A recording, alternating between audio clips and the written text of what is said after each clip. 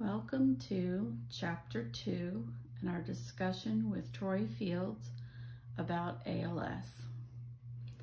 Let's start this discussion today. I'd like to go back a little bit, Troy, if you don't mind. Let's go back before your actual diagnosis. I'd like to, maybe you could give us what some of the pre-symptoms or the pre-diagnosis feelings that you had, what led you up to going to the doctor, that kind of thing. Well, my first symptoms date back to 2016. They were mainly just twitching, mostly in my arms, a little bit of my chest. At that point, I really didn't think much of it, to be honest. I just kind of ignored it. And it's not really till 2017 that that twitching started turning into weakness in my left hand. And at first it was very slight, but as that year went on, it became more and more of an issue, and it started to affect me, anything that required any kind of dexterity and use of my left hand. Did you at that point go to the doctor? Not initially. I kind of attributed that to, maybe just kind of pinched nerve or carpal tunnel or, something along those lines. But by the middle of 2017, I noticed that it was more than that. My ability to be able to, play my guitar and really use the strength on some of my fingers to press down on the chords became an issue. As I traveled, I started noticing some more difficulties buttoning my shirt and things like that. And so that's when, back in July 2017, I went to see my primary care physician to kind of find out what was causing this this weakness and this sort of almost numbing sensation in my hand. So at this point, you were having mostly the numbing, what you thought was numbing feeling in your left hand. So how did this interfere, or did it interfere with your work? With the work itself, not much, but my work has a lot of travel, and that's where I started to see some of the effects a little bit more clearly. Like I said, just buttoning my shirt. Well, if I'm at home, I can, get somebody to help me. But if I'm on the road and I'm in a hotel, I don't have that luxury. So, just being able to, taking a client out to lunch and your left hand is starting to have some issues. So as you're trying to just work through utensils, or just tying a tie or anything along those lines that requires some more those motor skills with my left hand in particular, those were becoming more and more noticeable. But in terms of the general capabilities of doing my job, it was not affecting it at the time. Okay. Tell us about a specific example of one time when you had to reach out to someone else to help you while you were out on the road.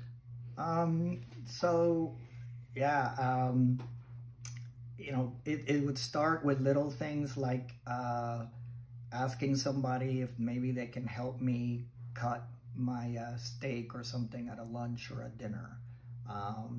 And that happened a few times. Or where I was just struggling to grab something, and then I would need somebody to maybe help me with that. As the weakness got worse, then I can remember having my ties pre-tied before the trip so that I didn't have to worry about tying the knot. And maybe I'd take the tie downstairs in the lobby when I meet the rest of the team and ask them if they wouldn't mind maybe helping me put the tie over. And it was already tied, it's just putting it around my collar, or helping me put my suit coat on in the lobby because I was really not able to kind of grab it with my hand to pull it over. So at this time, what did the people you worked with think?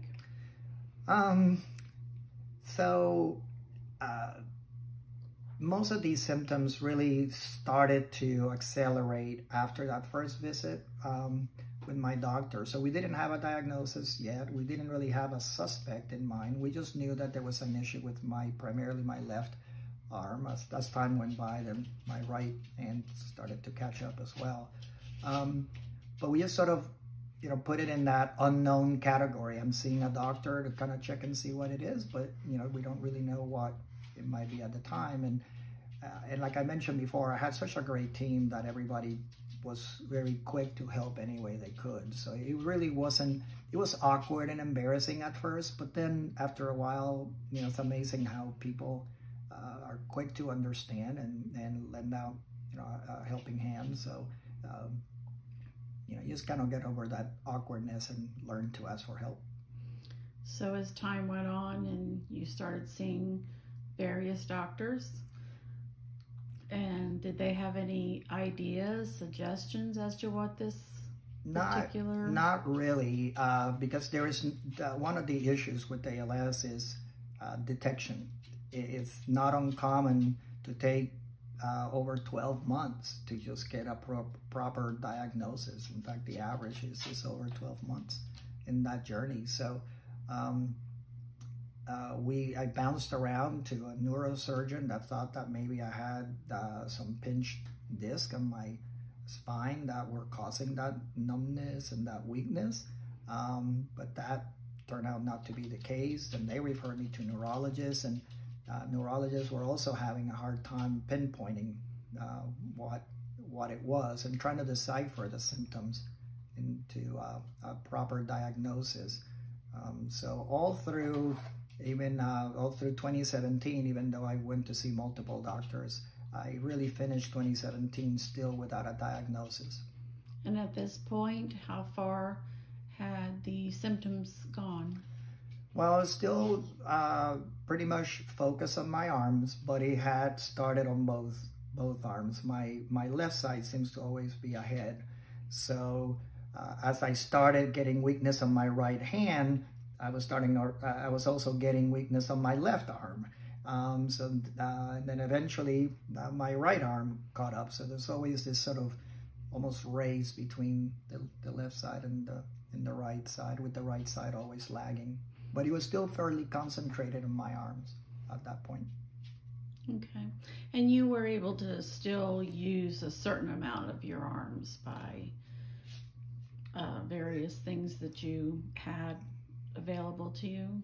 I was, and as some of that functionality in my arms started to get more strained and harder to get, we actually started looking at some accessibility tools and started using some of those to help me button buttons and to help me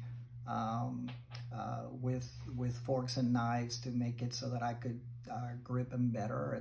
And we just started adding some of those things. I always walked around with this funny hook that I always have to explain in airports and other places, because it kind of have this little metal hook that would help me with zippers, because I couldn't really manage zippers. So you could see kind of complementing as time went by the weakness that I was experiencing in my body, but complementing that with tools that for accessibility that actually were very helpful. So what made you decide to finally go to the Mayo Clinic? We're still in 2017, or we ended 2017. We're heading into 2018. What made you decide to go to the Mayo Clinic? So by November 2017, the neurologists in Tampa were really torn, and they brought up, and this was the first time that ALS was officially brought up in any kind of conversation with the doctor.